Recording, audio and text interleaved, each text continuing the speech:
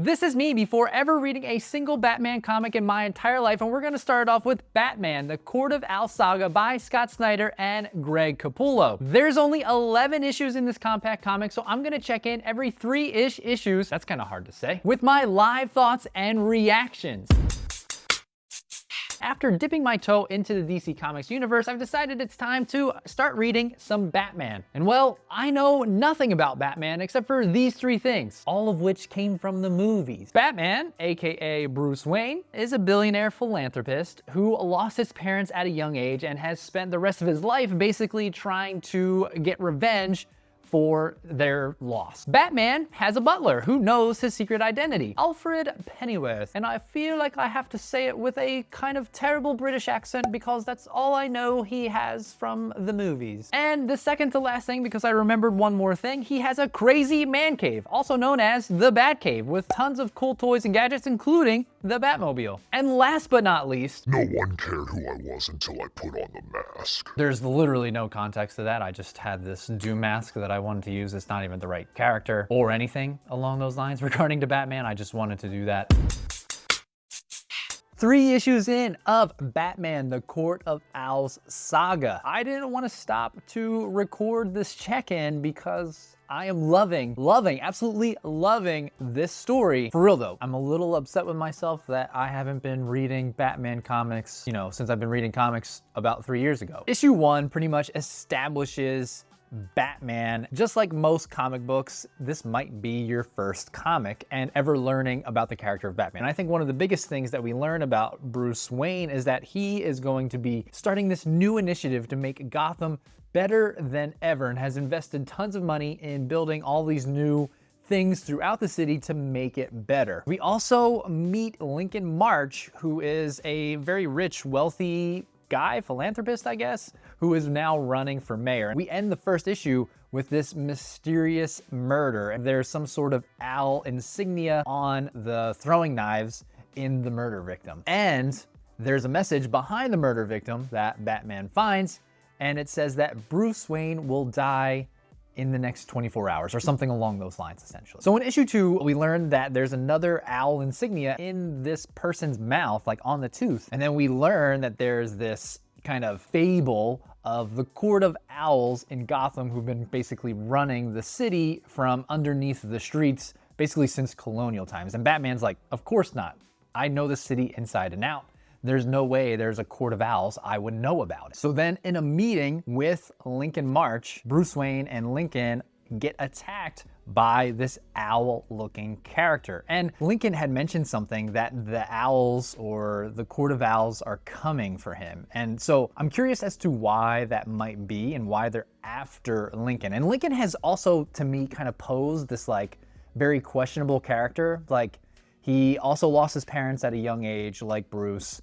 And he was raised up in this boys' home and he wants to give back to the city. He's this philanthropist with a lot of money. And if anything tells me, quote unquote, this philanthropist, white guy with a lot of money, who's running for a political position, I always feel like they have some sort of ulterior motive. I just thought this was like great writing and just a great way to kind of like bring all of this in, because we learn that Bruce's grandfather, Alan, was one of the first men to not have a 13th floor in all of his buildings because of the bad luck, but would still build a floor with just nothing there just to contain the bad luck. We also get a little history of owls that they don't make their own nests. They steal nests. Good old Bruce, being a detective, was like, let me look at all of our buildings that my great-great-grandfather built over time and via this trust, I guess, knowing that there was no 13th floor, but there was a 13th floor with supposedly nothing in it. He went to all the buildings and guess what?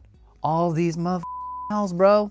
All these owls. All of these owls. More and more of them from a long time ago, like 1891, a picture of these creepy people with these owl masks on. And we're ending on a cliffhanger with the building exploding that Batman is in with the owl guy onlooking. What? And I gotta stop right there? Ugh, work. Why? This is so good though. We are 6 issues in. Really loving this story after the first 3 issues. I'm loving it even more. It's like that McDonald's commercial. Ba-da-ba-ba-ba. I'm loving it. I don't think they say I'm loving it at the end. Issue 4 was really good because we basically go back to little Bruce Wayne taking on like his first detective case, like investigating the Court of Owls. What I thought was so silly because he's telling this story to Dick Grayson, Nightwing. He then proceeds to tell Nightwing that he shouldn't let his emotions guide a case. Bruce, what are we doing right now then? Because you seem quite defensive about Nightwing asking any questions regarding your great-great-grandfather, Alan Wayne. The irony, Bruce. The irony. That leads us, he's going to investigate his great-great-grandfather's death, Alan Wayne. They were great. I don't know how great. One great, two greats? Something along those lines. Who died in the sewer, and they thought it was just like he fell into it, basically. Well, lo and behold, Batman found out that he was stabbed a lot. And guess what? And the reason why is because the Court of Owls have a labyrinth underneath the sewer system, or in the sewer system, somewhere in there, that Batman gets caught in. Issue 5, holy moly.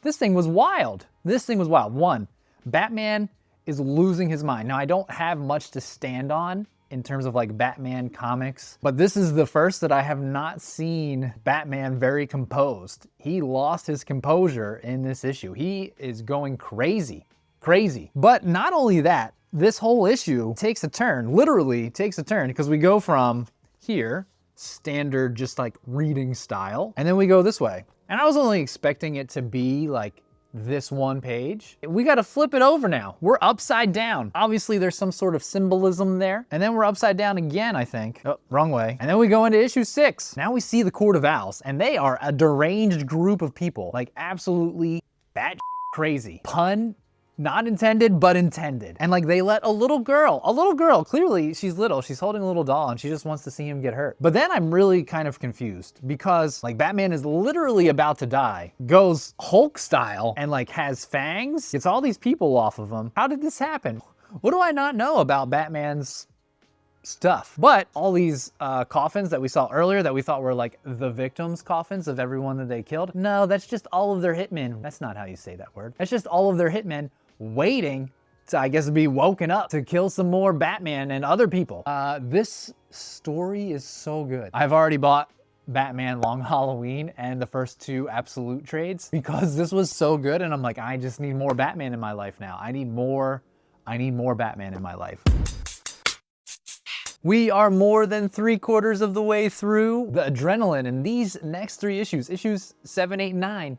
Woo! Batman gets found by Alfred, although he got found by someone else first. And if someone can help me out, Batman was revived by this girl. Apparently her name is Harper. I have no idea who she is. I think the biggest revelation though in issue 7 comes when Nightwing comes down. Batman's doing some detective work on the Talon that he had killed. He's talking with Dick Grayson, and Dick is kind of like really giving him some attitude because Batman revealed something about Dick's past.